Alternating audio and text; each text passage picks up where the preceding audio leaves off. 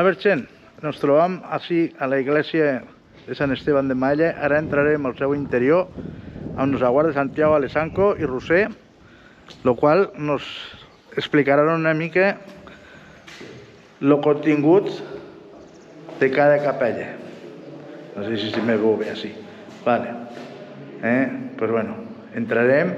Lo que us he dit, estem a la iglesia de Sant Esteban, parroquial de Sant Esteban, i ara entraré a dins.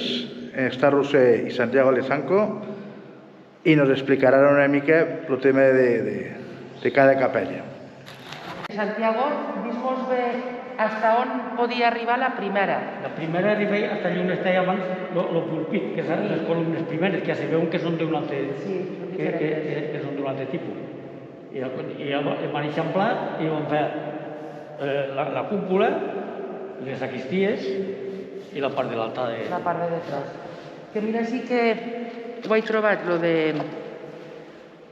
de Mosén Fernando, que diu, un papel sin fecha atribuible al último tercio del siglo XVIII nos hace saber el estado de la parroquia.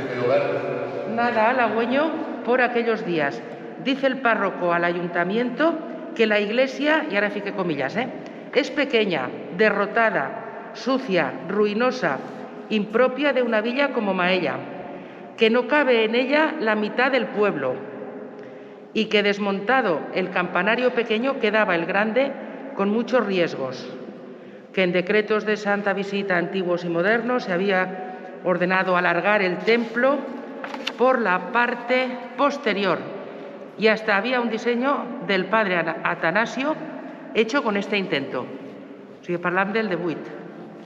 I a principis del 19 se va allargar això que diem, la part del final. La part del final, que és l'estic ara avant. Això ho van fer després. Les columnes aquestes de davant, va fer la part de l'àtrio, les dues sacristies i la cúpula. O sigui, aquí es va fer una ampliació bastant... Ah, sí, arriba ja està així. Està així. El que decía, que abans aquí està el púlpit, diguem, la predicadora que diu. Sí, molt bé. Està així. Sí, era d'ací cara allà. Era d'ací cara allà, però només la nave central també. Els costats no. No, diguem, hasta la tercera columna. Allí als costats se suposa que hi havia dos capells. Dos capelles tancats també. I al fer, se van tenir que reforçar les columnes perquè al de fer les parets que n'hi havia centrals, claro, no podien aguantar el pes. Se van tenir que reforçar les columnes, que són el tipus d'allà, per aguantar el pes que van treure de les parets centrals. I van fer llavors l'espadanya del carrer. De dalt. Estem a la capella, pareix que és Nuestra Senyora del Rosario, ¿verdad? Antigament. Antigament, i ara és allà on està la pila bautismal.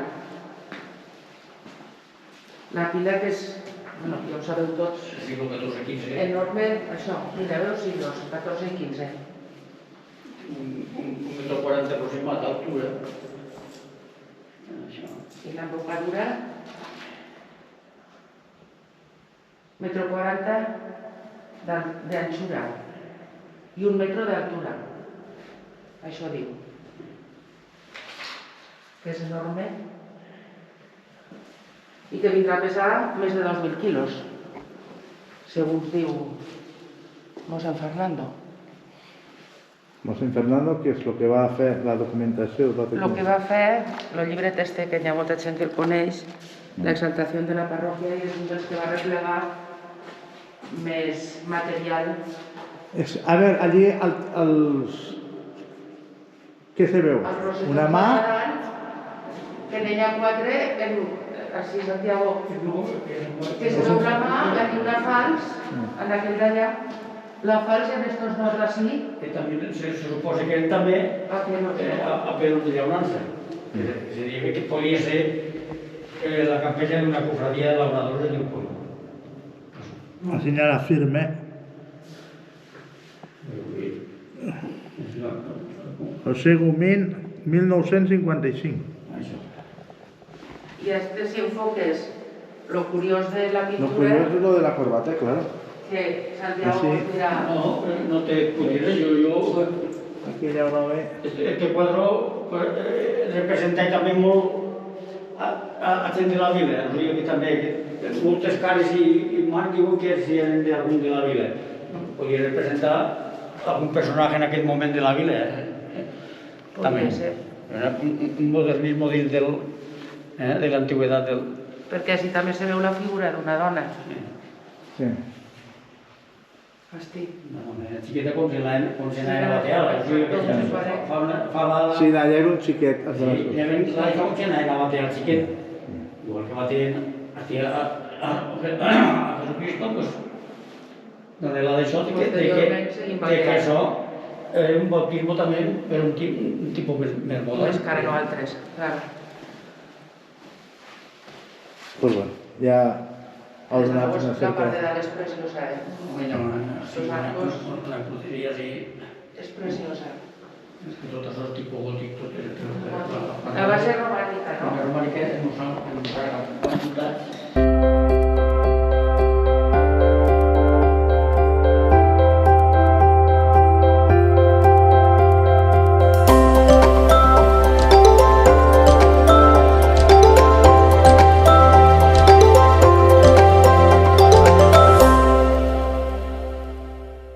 La capella esta que està mare.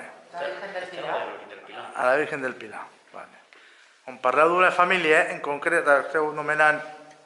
Sí, no, diu que la capella la va portar la família Montserrat. Ah, això és el que sentia jo. Que...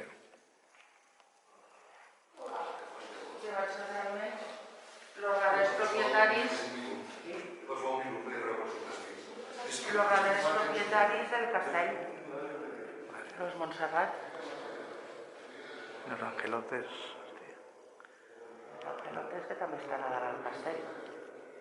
Aunque me diguen que no, estan... A ver, déjame posar una miquella más así. Ay. Para que se vea una mica la... I els llibres de lleis dels escuts, que està de Maines, a Tarragó. Però ja no... Estos altres ja no els coneixem. El ganxo, no són. Els escuts.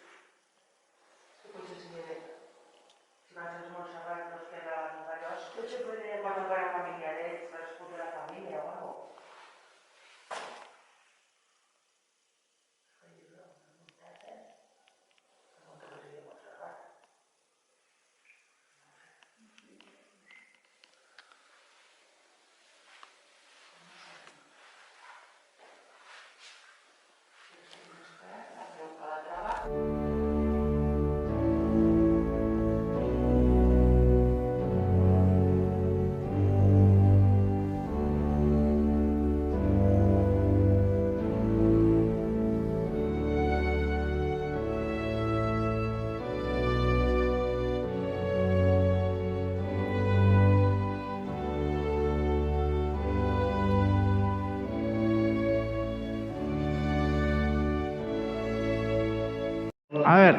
A ver Santiago, me estás dient que esta es la Virgen del Portal? La que hi havia a la Virgen del Portal.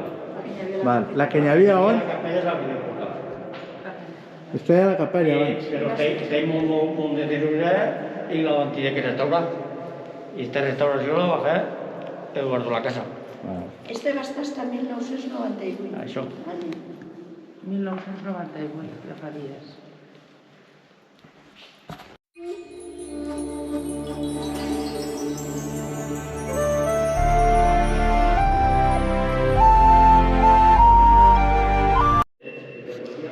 A ver, Roser, por favor.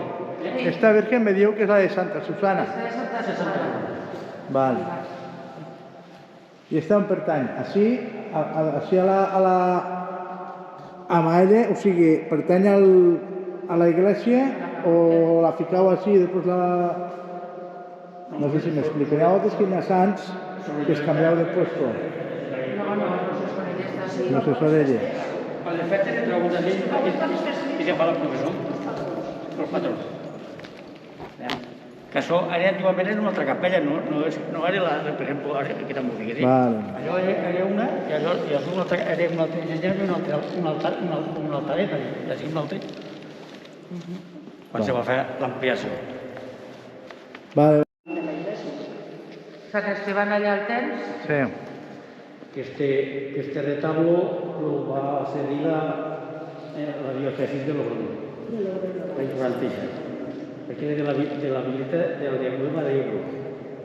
I per què va vindre a parar aquí? Perquè van parlar això se va ficar d'acord i va donar. Així, antiguament hi havia un caribet al techo. Antiguament. Lo primitiu. I el que van fer, lo segundo que van fer, que va substituir a eixe, se va cremar. Vale, sí, això El siglo XVII per ahí se va cremar, perquè així feien rogatives des del Santo Cristo de la Zarza i dueven al Cristo així per fer rogatives contra el còlera. I hi havia tantes candeles a l'altar que una va caure i se va encendre tot el retaule. I l'altar és preciós, eh? Sí.